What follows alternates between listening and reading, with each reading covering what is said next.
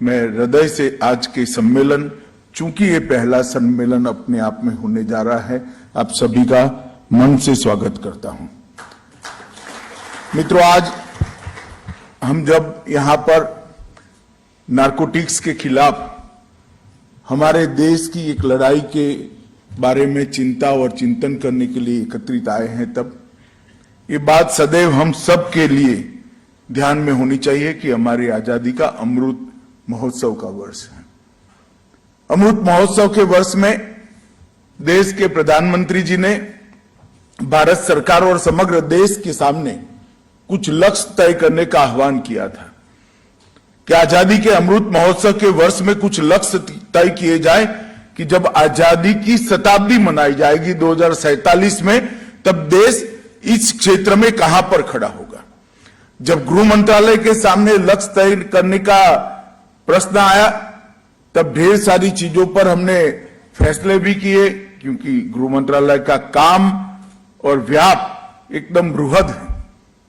हमने निर्णय भी करे और लक्ष्य भी तय करे, मगर मेरे गृह मंत्री नाते मुझे पूछे तो सब में एक प्रमुख लक्ष्य हमने तय किया है मोदी जी के मार्गदर्शन में कि 2047 में हम ड्रग फ्री इंडिया का निर्माण करेंगे। नशा मुक्त भारत, ये हमारी आने वाली पीढ़ियां और हमारे आने वाले भविष्य के लिए बहुत महत्वपूर्ण है, क्योंकि आज हम ऐसे जंचर पर खड़े हैं।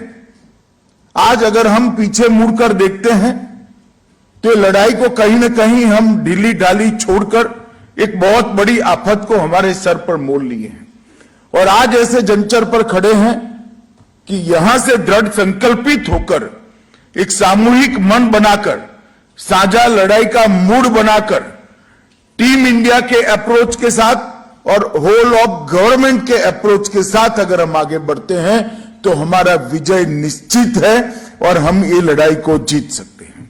इसलिए ये पूरे सम्मेलन को, और सम्मेलन के अंदर जो विशेष कर राज्यों के एंटी नारकोटिक्स टास्क फोर्स के अध्यक्ष और एजेंसियों के अध्यक्ष आए हैं, वो सभी से मेरा करबद्ध विनती है कि इस लड़ाई को हम सबको साथ लेकर लड़ने के लिए मन बनाए और सभी के जिम्मे जो दायित्व है इसका 100% दायित्व के निर्वहन का मूड बनाए। मित्रों, आज जब यहां पर है तब एक बेस जोन रूलिंग ट्रॉफी का भी अभी दिल्ली को दिया गया।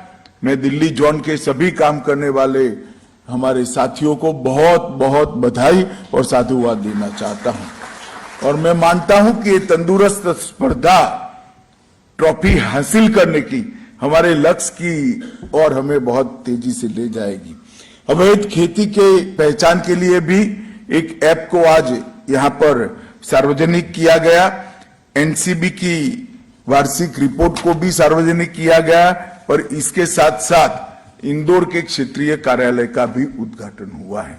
ये सारे कदम कहीं न कहीं किसी न किसी प्रकार से नारकोटिक्स के खिलाफ हमारी लड़ाई को गति देने वाले कदम हैं।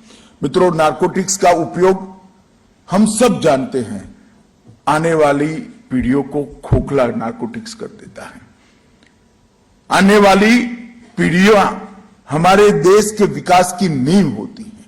अगर देश के विकास की नींव ही खोखली हो तो इस पर एक मजबूत देश की संरचना नहीं हो सकती है, और वो वहां तक सीमित नहीं रहता।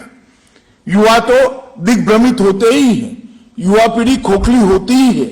इसके साथ साथ देश के अर्थतंत्र पर भी इसके ढेर सारे दुष्परिणाम पड़ते हैं।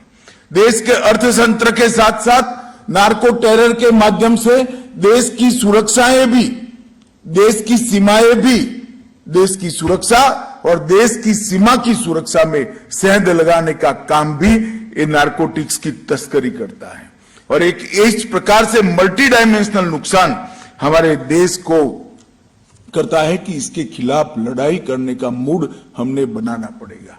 मैं आज आप सबको इतना जरूर कहना चाहता हूं, मैंने मंत्रालय के मंत्री बनने के बाद दुनिया भर में नारकोटिक्स से ग्रसित, नारकोटिक्स की समस्या के सामने लड़ाई हार चुके हुए देशों का अध्ययन किया है। कई देश हैं जिन्होंने गिव अप कर दिया है, कई देश हैं वो लड़ाई हार चुके हैं, मगर हम ऐसे जंचर पर है कि लड़ाई को आज भी हम जीत सकते हैं अगर लड़ते हैं तो। 130 करोड़ की आबादी का देश एक संकल्प लेकर निकले तो निश्चित रूप से ये लड़ाई को हम जीत सकते हैं। और लड़ाई हारने का कारण का मीमांसा करते हैं तो निश्चित रूप से 3 ही कारण दिखते हैं। ये लड़ाई को सरकार की लड़ाई बनाकर लड़े, अगर इस लड़ाई को हम जनता की लड़ाई बनाकर लड़ेंगे, ढेर सारी संस्थाओं को साथ में जोड़ेंगे, युवाओं को साथ में जोड़ेंगे, विशेष कर माताओं को, मातृशक्ति को साथ में जोड़ेंगे, तो लड़ाई हम नहीं हार सकते। ये लड़ाई को कोई एक डिपार्टमेंट नहीं लड़ सकता। गृह मंत्रालय, राजस्व विभाग, स्वास्थ्य विभाग, सामाजिक न्याय और अधिकारिता विभाग, इसके साथ साथ फार्मास्यूटिकल विभाग और देश के सारे राज्य और केंद्र शासित प्रदेश, ये सब इकट्ठा होकर एक समान तीव्रता के साथ एक ही दिशा में अगर हम लड़ते हैं तो ही ये लड़ाई जीत सकते हैं, वरना लड़ाई हारने का ये दूसरा कारण होता है। और तीसरा कारण अप्रोच में गलती। कई देशों ने गलती की कि जो ड्रग्स का सेवन करते हैं उनको उन्होंने गुनहगार मान लिया। हमारा लक्ष्य स्पष्ट होना चाहिए कि जो ड्रग्स का सेवन करता है वो विक्टिम है, जो ड्रग का कारोबार करता है वो गुनहगार है, और उसके साथ निर्दयतापूर्वक रूथलेस अप्रोच के साथ हमने आगे बढ़ना पड़ेगा। ये 3 चीजें अगर हम कर लेते हैं तो ये लड़ाई को हम निश्चित रूप से जीतेंगे, ऐसा मेरा विश्वास है। और इसके लिए गृह विभाग ने एक रणनीति बनाई है। इसके 3 बिंदु है। सबसे पहले संस्थागत संरचना की मजबूती। ये लड़ाई को लड़ने के लिए इसकी संस्थाएं हैं, इसको मजबूती देनी पड़ेगी। इसलिए हमने एनकोड बनाया है, ज्वाइंट टास्क फोर्स बनाया है, राज्यों के अंदर आप जिसके अध्यक्ष बने हैं, एंटी नार्कोटिक टास्क फोर्स बन गए। मुझे आनंद है कि आज पूरे देश भर में एक भी यूनिट ऐसा नहीं है जिन्होंने एंटी नार्कोटिक्स टास्क फोर्स नहीं बनाया है। यह विगत 1 साल में हुआ है। और इस संस्थागत मजबूती देने के लिए हमने ढेर सारे काम किए। इसके साथ साथ सभी नार्को एजेंसियों का और नशा के उन्मूलन के लिए काम करने वाले सारी एजेंसियों का एक समन्वय होना चाहिए। सबकी दिशा एक होनी चाहिए, सबके प्रयास की तीव्रता एक समान होनी चाहिए। एक दिशा और एक समान तीव्रता के साथ काम करते हैं तभी जाकर सफलता मिलती है। और इसका तीसरा बिंदु है सरकार के विस्तृत जन जागरूकता अभियान। जो वीरेंद्र जी ने कहा, ढेर सारी धार्मिक संस्थाएं, ढेर सारी सामाजिक संस्थाओं को जोड़कर, स्कूलों को जोड़कर, एजुकेशनल इंस्टीट्यूशंस को जोड़कर, ढेर सारे कोऑपरेटिव्स को जोड़कर और ढेर सारी समाज में अच्छा काम करने वाली व्यक्तियों को जोड़कर ही ये अभियान और ये लड़ाई हम जीत सकते हैं। होल ऑफ गवर्नमेंट अप्रोच और टीम इंडिया के अप्रोच, ये दोनों एक साथ में लेना चाहिए। ये लड़ाई ऐसी है जिसको दलगत राजनीति और पॉलिटिकल आइडियोलॉजी से ऊपर उठकर लड़ना पड़ेगा। राज्यों में सरकार चाहे किसी भी पार्टी की हो, किसी भी विचारधारा की हो, जीरो टॉलरेंस के अप्रोच के साथ सभी राज्य सरकारों ने आगे बढ़ना पड़ेगा। और इस लड़ाई के अंदर जितने राज्य सरकारों के और केंद्र सरकार के विभाग समाहित हैं, सभी ने एक साथ काम करना पड़ेगा। एक और तो हमें चिंता होती है कि लड़ाई बड़ी कठिन है और लड़ाई लड़ना भी कठिन है, तो दूसरी ओर जो परिणाम मिले हैं 3 साल की लड़ाई का, वो उत्साह देने वाले परिणाम है। मैं आपको इसलिए बताना चाहता हूं कि हमें मालूम होना चाहिए कि एक सही दिशा में प्रयास करते हैं तो परिणाम भी मिलते हैं और विजय भी प्राप्त होती है। मित्रों, 2006 से 13 एक कालखंड में कुल मामले 1257 देश में रजिस्टर हुए थे। 14 से 22 एक कालखंड में वो मामले 1257 से बढ़कर 3544 रजिस्टर हुए, लगभग 181% का इंक्रीज। ये बताता है कि अगर हम सही दिशा में काम करते हैं तो परिणाम मिल सकते हैं। कुल अरेस्ट 1363 थी और 14 से 22 के अंदर अरेस्ट 5408 हुई, लगभग 300% की वृद्धि हुई। और सीज ड्रग 6 से 13 में 1.52 लाख किलो था, 1.5 लाख किलो, और ये सीज ड्रग 14 से 22 में 3.73 लाख किलो तक पहुंचा है। और क्वालिटी की मैं बात करता हूं केस की, सीज ड्रग का मूल्य 6 से 13 में सीज ड्रग का मूल्य 768 करोड़ था और 14 से 12 के सीज ड्रग का मूल्य 22,000 करोड़ रुपया है। ये बताता है कि किस प्रकार से हमें सफलता मिली है और इसी सफलता को आगे ले जाने के लिए आज का सम्मेलन है। ये 2 दिन के सम्मेलन के अंदर आपका अनेक सत्र इसके अंदर रखे गए हैं जो काम को आगे बढ़ाएंगे। मित्रों, हमने एक बात याद रखना चाहिए कि हमने टॉप टू बॉटम और बॉटम टू टॉप अप्रोच से इन्वेस्टिगेशन की दिशा में आगे बढ़ना। अगर एक व्यक्ति नशा करते हुए पकड़ा जाता है या तो एक सप्लायर छोटी सी पुड़िया के साथ पकड़ा जाता है तो हमारे लिए वो एक केस नहीं हो सकता।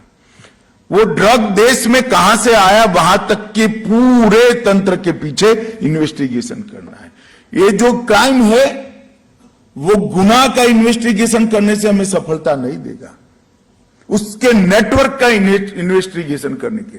तो एक छोटी सी पुड़िया ले जाने वाला आदमी भी अगर पकड़ा जाता है तो ड्रग कहां से आई वहां तक का इन्वेस्टिगेशन करना, और बॉर्डर पर या बंदरगाह पर कोई ड्रग पकड़ जाता है तो वो कौन सी पान की दुकान तक जाना था इसका इन्वेस्टिगेशन करना पड़ेगा। तो बॉटम टू टॉप और top to bottom investigation approach से ही हम सफल हो सकते हैं। और मेरा आप सभी से आग्रह है, एनसीबी ने पत्र भी लिखा है, आज मैं कहता हूं कुछ ऐसे केस हैं जो राज्यों की सीमा के बाहर है, देश की सीमा के बाहर है, अंतर्राज्यीय और अंतर्राष्ट्रीय सीमाओं को छूते हैं, कॉम्प्लिकेटेड केस है जिसमें कस्टम भी इन्वॉल्व है, रेवेन्यू भी इन्वॉल्व है। इस प्रकार के कुछ चुनिंदा केसों को टॉप टू बॉटम और बॉटम टू टॉप अप्रोच को डेवलप करने के लिए अब जरूर एनसीबी को दीजिए। एनसीबी राज्यों के एंटी ड्रग टास्क फोर्स के साथ रहकर इसका अच्छे से इन्वेस्टिगेशन करेंगे। अगर इसमें आर्थिक पक्ष आता है तो वो ईडी को भी आप दे सकते हैं और एजेंसियों को भी दे सकते हैं। एनआईए बना है, अगर अंतर्राष्ट्रीय स्तर पर जांच करने की जरूरत है तो एनआईए को अब अधिकार प्राप्त है और इसके साथ साथ सीबीआई भी कुछ इन्वेस्टिगेशन में मदद कर सकती है। एक अप्रोच टॉप टू बॉटम और बॉटम टू टॉप अप्रोच पूरे तंत्र के सामने हमने करना पड़ेगा, तभी जाकर हमें सफलता मिलेगी। एंटी नारकोटिक्स टास्क फोर्स का जब हमने सर्कुलर करा तब हमें मालूम नहीं था कि राज्यों का इतना सहयोग मिलेगा। आज मैं संतोष व्यक्त करना चाहता हूं, कुछ ही रिमाइंडर के अंदर सभी राज्यों ने आज एंटी नारकोटिक्स टास्क फोर्स का गठन कर दिया है और आज इसके सभी प्रमुखों का पहला सम्मेलन हो रहा है। हमारे लिए बहुत आनंद और सफलता का विषय है। एंटी नारकोटिक्स टास्क फोर्स का और इस कॉन्फ्रेंस का प्रमुख उद्देश्य सॉल्यूशन ओरिएंटेड थिंकिंग। इस समस्या का समाधान क्या हो सकता है, इसके जितने भी पहलू है, दरियाई तस्करी है, डार्क नेट है, इसके आर्थिक पहलू है, प्रोसिक्यूशन है, एफएसएल है, जितने भी डायमेंशन इसके हैं, ये जांच का, ये लड़ाई के, सामाजिक समरसता विभाग को इन्वॉल्व करना है, हेल्थ डिपार्टमेंट को इन्वॉल्व करना है, राजस्व विभाग और कस्टम को इन्वॉल्व करना है, हमने कोस्ट गार्ड और नेवी के साथ कोऑर्डिनेशन करना है, पोर्ट अथॉरिटी के साथ कोऑर्डिनेशन करना है। ये सभी एजेंसियां अगर एक मंच पर आकर चिंतन और मनन करती है तभी इसके रास्ते निकल सकते हैं और इसलिए भारत सरकार ने संयुक्त समन्वय समिति भी बनाई है, जेसीसी इसका एक उपाय है। और मैं इतना जरूर कहना चाहता हूं कि आप सभी ने जो डेटाबेस वेब पोर्टल बनाया है, एनसीबी ने एनकोड पोर्टल और निदान और भी बनाए हैं, प्रोसिक्यूशन के लिए भी बनाए, ये सारे पोर्टल का उपयोग करना चाहिए। आज जब सभी राज्यों के एंटी ड्रग टास्क फोर्स के अध्यक्ष यहां पर है, तब मैं जरूर कहना चाहूंगा कि हमारे पास 2 कड़े शस्त्र इस कानून के अंदर है, एक पीट एनडीपीएस और एक संपत्ति को जब्त करना। और जैसा मैंने कहा कि जो ड्रग के कारोबारी है, जो व्यापारी है, इसके सामने रूथलेस अप्रोच के साथ कड़ी से कड़ी कार्रवाई करते हुए हमने नहीं रुकना चाहिए। अगर ये करते हैं तभी जाकर इस लड़ाई को गति मिलेगी और लोग इस लड़ाई में आने से पहले अपने आप को 1000 बार सोचेंगे। जो लोगों को आदत पड़ती है ड्रग लेने की, वो तो विक्टिम है, मगर जो पैसों के लिए युवा धन को बर्बाद करते हैं, पैसों के लिए नेशनल सिक्योरिटी को कॉम्प्रोमाइज करते हैं, पैसों के लिए देश के अर्थतंत्र को खोखला करते हैं, इनके प्रति हमारा रूथलेस अप्रोच होना चाहिए। निर्दयता के साथ, निर्ममता के साथ पीट एनडीपीएस और इसके साथ साथ संपत्ति को जब्त करने का, कुर्क करने के जो प्रावधान है, इसका उपयोग हमने करना चाहिए और आगे बढ़ना चाहिए। डार्क वेब और क्रिप्टो करेंसी के उपयोग के लिए सेंट्रल एजेंसियों के साथ आप जरूर संपर्क में रहिए। हमारी भारत सरकार की सभी एजेंसियां तत्पर रहेगी आपकी क्वेरी में आपकी सहायता करने के लिए। और इसके साथ साथ ब्लॉकचेन विश्लेषण, मैप इंटेलिजेंस और डिजिटल फोरेंसिक, इस सभी आधुनिक तकनीकों का उपयोग करने के लिए भी मेरा आप सभी से आग्रह है, नेशनल फॉरेंसिक साइंस यूनिवर्सिटी के संपर्क में रहिए। नेशनल फॉरेंसिक साइंस यूनिवर्सिटी इस क्षेत्र में बहुत आगे बढ़ चुकी है। अगर हम ब्लॉकचेन विश्लेषण, मैप इंटेलिजेंस और डिजिटल फोरेंसिक्स के लिए ढंग से काम करते हैं तो ये लड़ाई में हम कारोबार करने वालों से 2 कदम अपने आप को आगे पाएंगे, पीछे नहीं पाएंगे। और इसके लिए हमने सहायता लेनी होगी इसकी एक्सपर्ट एजेंसियों की, जो भारत सरकार की भी है, कुछ वित्त विभाग की भी है, राज्य सरकारों की भी है। सबने मिलकर इस लड़ाई को हमने आगे बढ़ाना होगा। एक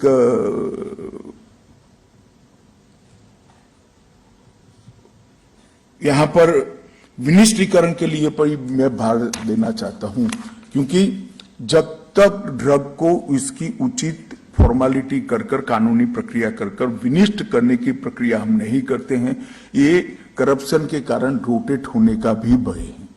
और विनिष्टीकरण के कार्यक्रम सार्वजनिक करिए, जिससे सामाजिक चेतना को जागरूक करने के लिए भी हमें बहुत फायदा होगा।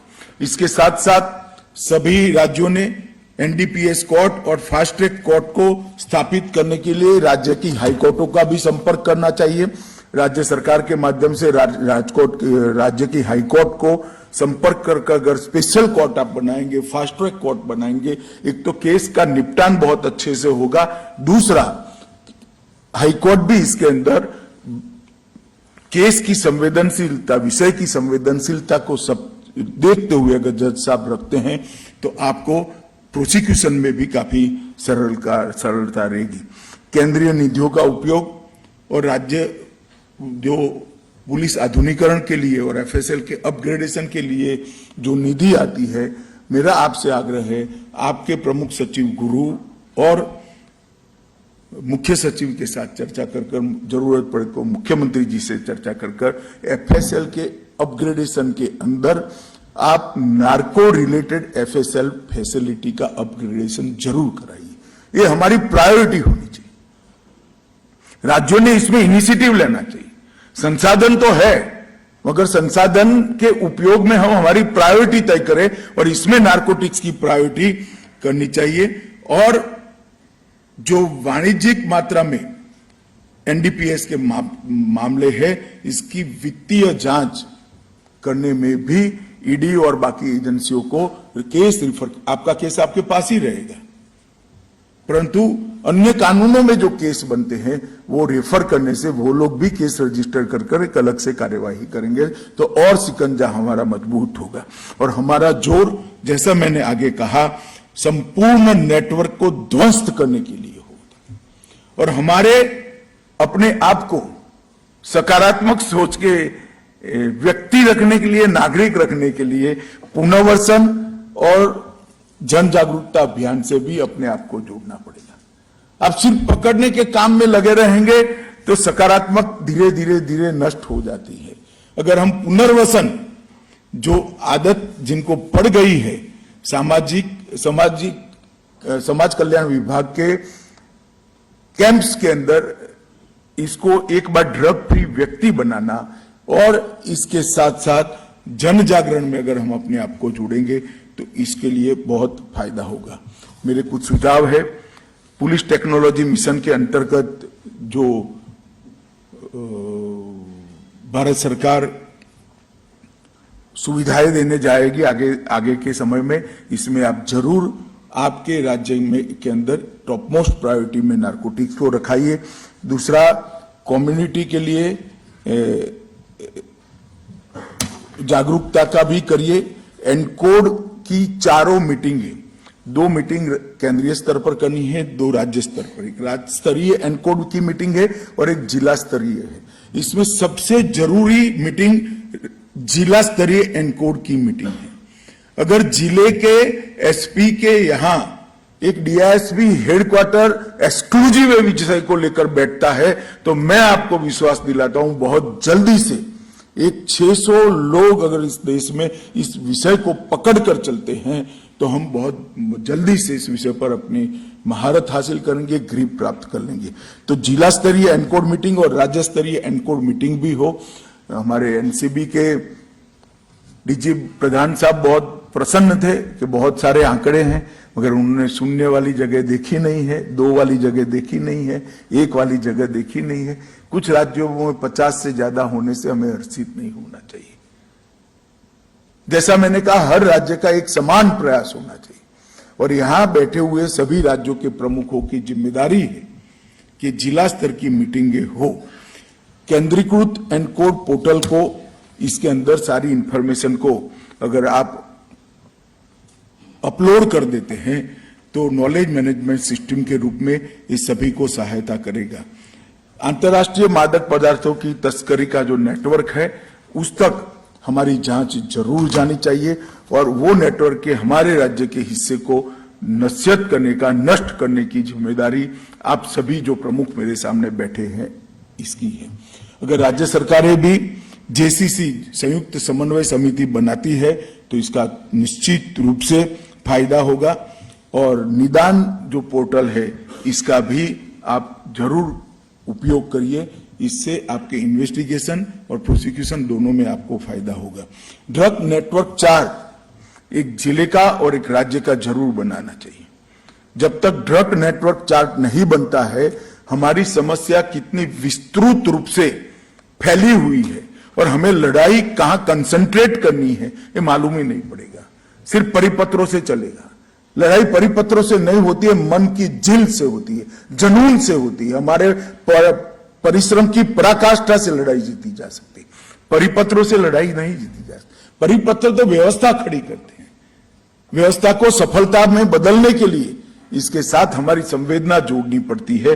तो मेरा स्पष्ट मानना है कि ड्रग नेटवर्क चार्ट आप जब तक नहीं बनाएंगे, आपको किस क्षेत्र में कितना मजबूती से काम करना है वो आपको नहीं होगा। फिर से एक बार एनडीपीएस के जो कठोर प्रावधान है इसके उपयोग के लिए मैं आपको और फाइनेंशियल इन्वेस्टिगेशन के उपयोग, इन्वेस्टिगेशन में एजेंसियों के उपयोग के लिए जरूर आग्रह करना चाहूंगा। नार्को कैनाइन पूल के उपयोग के लिए और इसमें आपको जो सहायता चाहिए इसके लिए जरूर आप हमारे डीजी एनसीबी का संपर्क कर सकते हैं। समुद्री मार्ग से तस्करी रोकने हेतु आज एक विषय भी है, आपका पहला विषय है। इसके अंदर जो समुद्री किनारे के राज्य हैं उन्होंने बहुत अच्छा तालमेल केंद्र की एजेंसियों के साथ और वहां की स्थानीय जनता के साथ बढ़ाना पड़ेगा। जब तक ये तालमेल नहीं बढ़ता हम आगे नहीं बढ़ सकते। मित्रों, अवैध खेती को रोकने के लिए भी जहां जहां खेती होती है, विशेषकर मध्य प्रदेश, राजस्थान का एक हिस्सा है, मेरे राज्य गुजरात के भी एक हिस्से में 2 जिलों में होती है, नॉर्थ ईस्ट में होती है, ये सभी राज्यों में अवैध खेती को नष्ट करने के लिए भी हमने काम करना पड़ेगा। बहुत अच्छा परिणाम आया है और एक नारकोटिक्स प्रशिक्षण मॉड्यूल्स जो एनसीबी ने तैयार किया है इसको भी हमने आगे बढ़ाना पड़ेगा। मित्रों, मैं इतना ही कहना चाहता हूं कि एक बार अगर सोचते हैं तो लड़ाई बहुत कठिन लगती है, मगर आयोजन कर लड़ने लगते हैं तो जीतने के रास्ते पर बहुत जल्दी पहुंच जाते हैं। मेरा अनेक लड़ाइयों में मेरा व्यक्तिगत अनुभव है, लड़ाई कठोर जरूर है, अंतर्राष्ट्रीय अपराध है, हम जानते हैं अंतर्राष्ट्रीय अपराध है, डार्क नेट का उपयोग हो रहा है, इसके साथ साथ अंतर्राष्ट्रीय हवाला कारोबार का उपयोग हो रहा है और ढेर सारी तकनीक का उपयोग हो रहा है, सीमाओं का उपयोग हो रहा है, पोर्ट का उपयोग हो रहा है। विस्तृत लड़ाई है, मैं जानता हूं, परंतु ये जीतने जैसी लड़ाई है। अगर हम सब इस सभागार में जो लोग हैं एक बार संकल्प कर लेते हैं कि हम मोदी जी का जो लक्ष्य है 2047 में भारत को नशा मुक्त बनाना, जब आजादी की शताब्दी होगी तब हमारी पीढ़ी आने वाली पीढ़ी को क्या भेंट दे सकती है, तो हमारी पीढ़ी आने वाली पीढ़ी को नशा मुक्त समाज की भेंट दे सकती है, वो सबसे अनमोल हो सकती है। और हमने इस काम के लिए ईश्वर ने आप लोगों को लगाया है, इस काम को हम सब मिलकर मन से करें और ये लड़ाई को जीते। फिर से एक बार मैं टीम इंडिया और होल ऑफ गवर्नमेंट अप्रोच, ये दो विषय पर जरूर भार रखना चाहूंगा और मैं आशा करता हूं कि यहां से आप ऊर्जावान और संकल्पित होकर जाइए। इस लड़ाई के खिलाफ लड़ने के लिए बहुत अच्छे नतीजे मिले हैं। अगर 5 साल इसी तीव्रता के साथ, क्योंकि अब हमारी टोली बड़ी हुई है, मैं जब मंत्री बना तब ये टोली इतनी बड़ी नहीं थी, छुटपुट काम होता था, कोऑर्डिनेटेड वे में काम नहीं होता था। आज कोऑर्डिनेटेड वे में काम हो रहा है, एनसीबी ने भी अच्छी लीड ली है और इतने सारे राज्यों में इसके अध्यक्ष बन चुके, एक स्पेसिफिक रिस्पॉन्सिबिलिटी तय हुई। तो ये टीम का रिस्पॉन्सिबिलिटी है कि हम भारत को नशा मुक्त बनाए। यही मेरा आप सभी से मन से अनुरोध है और आप सब एक साथ हम सब लड़ेंगे, आप भी इसमें साथ देंगे, ऐसे भरोसे के साथ मेरी बात को समाप्त करता हूं और विश्वास व्यक्त करता हूं कि 2037 में नई पीढ़ी को हम नशा मुक्त भारत का जरूर उपहार देंगे। आप सबका बहुत बहुत धन्यवाद। वंदे मातरम। भारत माता की जय।